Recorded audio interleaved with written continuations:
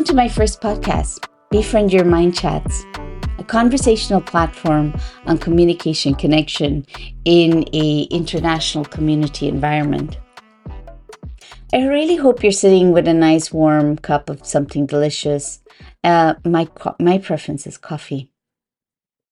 I want to invite you to get comfortable and invite yourself to a different perspective on today's podcast, which is on authenticity is a choice. I felt this is a really great way to introduce myself.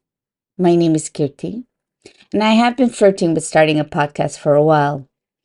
But like most, the sound of my own voice does strike me as strange, or even talking to myself.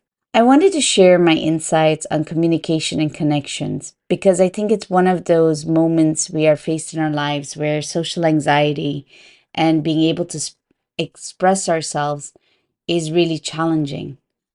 Now, I was raised in an island called Curacao. It belongs to the Dutch kingdom. And I'm South Asian by background. My parents are originally from a region called Sindh, Pakistan, but they were born and raised in different countries. Now, growing up in Curacao is very interesting. As I mentioned, it's like a collection of immigrants from all over the world. There was a large population of Jewish settlers, Arabic settlers, Chinese, Indian, Latin, Dutch, and also there's what we had the local community, which is known as Youth de Curacao or Child of Curacao, as they would, if I translated it. And growing up there was very interesting because your friendships were always to some degree international, at least the way I grew up. And at the time, I never realized that that was already not common, or there was a lot of status differences on the island. But as a child, you're never really truly aware of it. You think, okay, I'm going to a local school, and therefore I am part of the island. But in reality, that's not the case. It took me many years until after my university years and I came back to return to live in Curacao, that I could see the difference in and see it from a different perspective. In my my early adult years, I ended up teaching yoga as a form of mindfulness, or as a way to train one's mind to deal with discomfort and struggles in relationships. And at the time, yoga was always perceived, or is still always perceived, as physical postures. But for me, it was a lot about being able to find that peace of mind and the ability to be at peace so that you could communicate at ease with one another. I struggled a lot with my identity for many years. I struggled being authentic with others for many years, and I never knew why. If I was in the Indian community, I always had to play the part of being the proper Indian girl. You don't, you always put on a proud face, you dress well, you blend in, you do the society etiquette. And then when you were in different other communities, there was a sense of being always vigilant of what you say and how you are, so that you don't rock the boat. You don't say things that are out of context or inappropriate. And I wasn't really truly aware that my authenticity, when people would say, well, who are you? Or um, ask you to be your true self, it was a really hard thing to do because you were always in the back of your mind. I was always planning and scheduling inside of me, what what do I have to do? Who do I have to be? And read the room in order to speak in that moment. And that was in itself very discomforting and struggle. So when I was teaching yoga as training the mind, being able to relate to my clients was much more easier because got to see that I wasn't alone in that conversation. we always tend to be very careful what we say and how we say it when there's different cultures in the room. Now, I left to travel the world because I was still very conflicted inside. My work was doing extremely well, but it started to blend and confuse me even more. I had lost my authenticity completely because my work became my life. So when I leave my center, if I'm go out for lunches or dinners, there was always with a client, or I would meet a client. There was never a sense of freedom to just be me. So my authenticity was at a loss. When I traveled the world, I spent a lot of time alone. And even though it was beautiful to see all these different countries, I didn't want to be a tourist. I wanted to travel the world to be able to spend time alone with myself in different places and get to know different cultures, because that's the beauty of living on on an island full of immigrants, is that you get exposed to the joyfulness of so many cultures, even though it had a lot of barriers. And I wanted to understand how we are all really connected, what makes us all the same in our differences. And that's why I traveled for a very long time.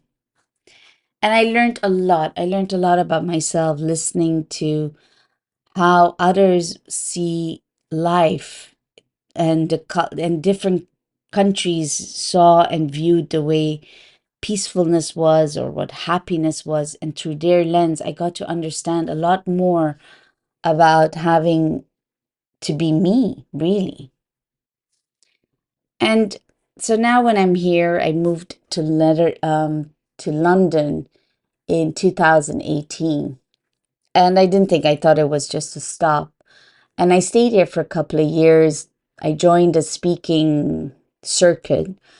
And when I joined the speaking circuit, I was really excited because I was going to, meet a lot of people from different cultures, start, growing a network and contemplating whether, London would be a place to come and live right before Brexit.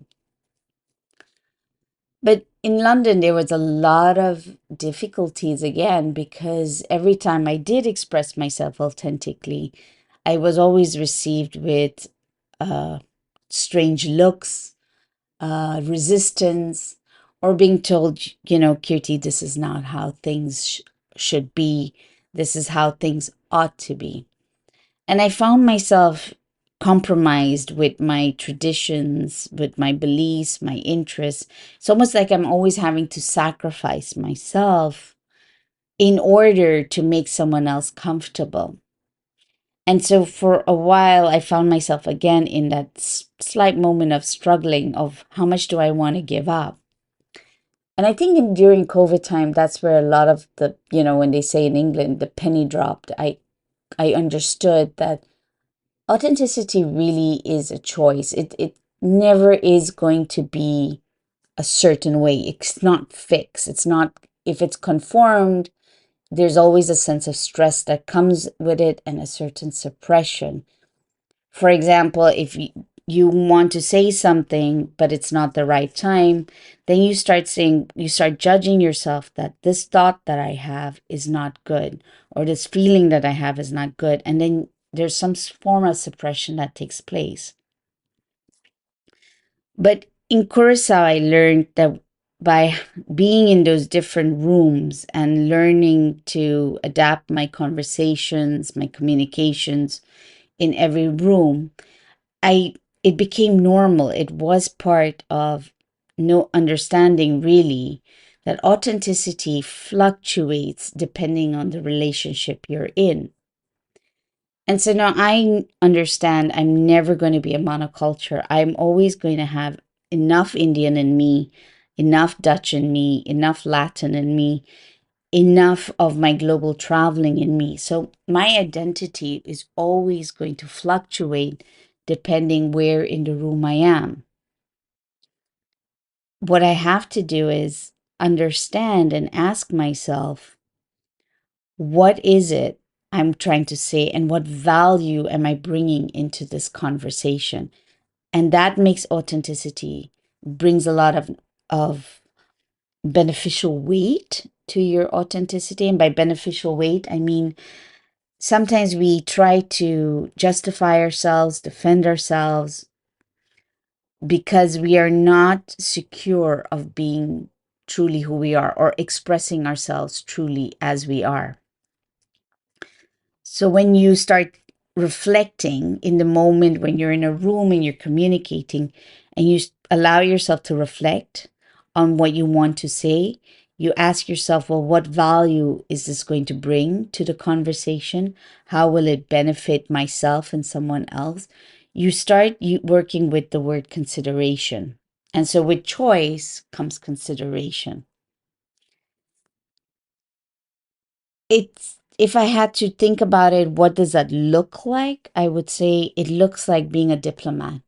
Today, in a diversified world, digital technology, the easy access to communicate online and offline, you're constantly going to have a lot of different personalities. And because all personalities and characters or identities want to feel respected, they want to feel dignified, they want to feel honored for their differences, your mindset wants to be framed in a way that you're like a diplomat. You are taking, you're going to be giving and taking, but you're not here in a conversation about being right or wrong or doing it the right way, because the right way is actually asking yourself, well, what does that other person go through? Where are they coming from? And you're looking into each other's differences to find that common ground. And that's where I find diplomatic techniques come in really handy. And with these diplomatic techniques or negotiations, you also have to allow yourself to have a high sense of self awareness. And this is where I found that my teaching yoga for so many years in a wide variety of cultures and mixed cultures, I was learning through my clients how to talk about difficulties and struggles that they had with themselves, and how culture differences, gender differences, all of that did play a big role. Now, I say authenticity is a choice. For as long as we treat ourselves that we have to be authentic, and it gives you some internally some form of suppression or some form of stress or pressure. So you pressurize yourself, I have to be authentic, I have to be authentic. Know that you're never going to be giving 100% of you in any conversation. There's always going to be a bit of a give and take, but that is your choice. You, if you can be free within yourself to look at yourself and then choose how you want to communicate, be with that fluctuation that in every relationship, being it with family, friends, or clients, or colleagues, you're always going to fluctuate. And if you can be okay with that, you don't have to be fast in having to communicate or react or respond. Give yourself that opportunity to step back and assess a situation or a scenario. I know we live in a very high energy world, and by high energy world is that there's always this quick feeling that I have to respond. I need to react now. Or the anxiety of why hasn't this person reacted or responded or replied to me right away? And I'm thinking of a situation that recently happened where a woman was struggling with her emotions in a very difficult situation. And because I didn't reply to her within 3 hours, she just started messaging and texting more and more and more and more.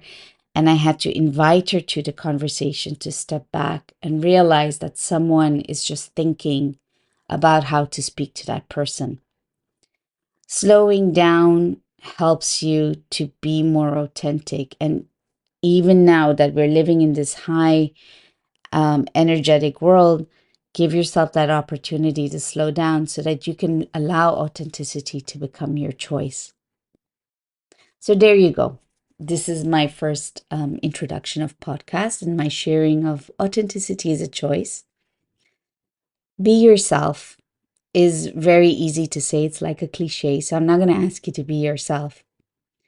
I'm going to ask you to just sit with yourself and always embrace and respect your moments of where you are at the moment. I hope you found this podcast useful. Do drop me a line if there's something you'd like me to talk about, you have had on your mind, or something you say, well, I would like to know more about this. Just drop me a line or contact me on my website, kirtana.com. And a disclaimer from here onwards for any podcast that I do bring out, it's not a substitute for any professional guidance or therapy. If you need the therapy, go actively seek it out. It's going to bring you a lot more benefits than you realize. Have a wonderful, wonderful remainder of your day, and I do hope you enjoyed your warm cup of deliciousness. Take care. Bye.